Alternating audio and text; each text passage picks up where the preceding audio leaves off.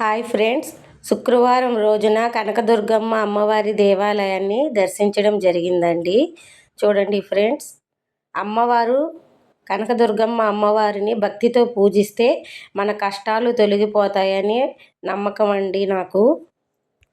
కనకదుర్గమ్మ అమ్మవారు మనకి 8 చేతులతో మనకి దర్శనమిస్తుందండి ఈ ఆలయంలో.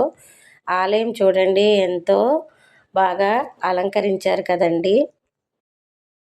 దుర్గమ్మ అమ్మవారు రాక్షస సంహారిణి, భక్తుల పాలిట కల్పవల్లిగా, కష్టాలు తొలగించే తల్లిగా. ఆలయ ప్రాంగణంలోకి అడుగు పెట్టగానే ఏదో తెలియని మనకి ఒక పాజిటివ్ వైబ్స్ వచ్చేస్తుంది ఫ్రెండ్స్. అమ్మవారికి 8 చేతులతో మనకు దర్శనమిస్తారు. ఒక్కొక్క చేతిలో ఒక్కొక్క ఆయుధం ఉంటుంది. త్రిశూలం, మహిషాసుర మర్దినిగా దుర్గమ్మ వారు మిరిమిట్లు గొలిపే ఆభరణములతో, పూలతో అలంకరించబడి ఎంతో కళగా ఉంటుంది ఫ్రెండ్స్.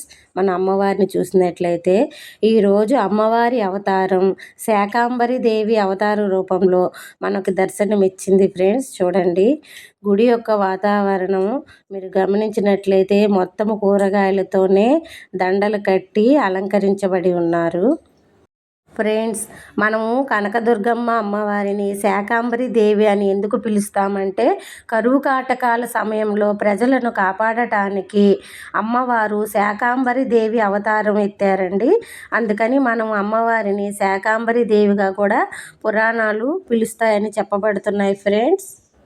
ప్రతి సంవత్సరము శాకాంబరి ఉత్సవాలు ఘనంగా నిర్వహించడం జరుగుతుంది ఫ్రెండ్స్. అమ్మవారి ఉత్సవాలు 3 రోజుల వరకు ఘనంగా నిర్వహిస్తారండి. ఫ్రెండ్స్, మీలో చాలామంది మన ఛానల్ని చూస్తున్నారు కానీ సబ్స్క్రైబ్ చేసుకోవట్లేదు ఫ్రెండ్స్. ఒకసారి చెక్ చేసుకోండి, మీరు సబ్స్క్రైబ్ చేసుకున్నారో లేదో.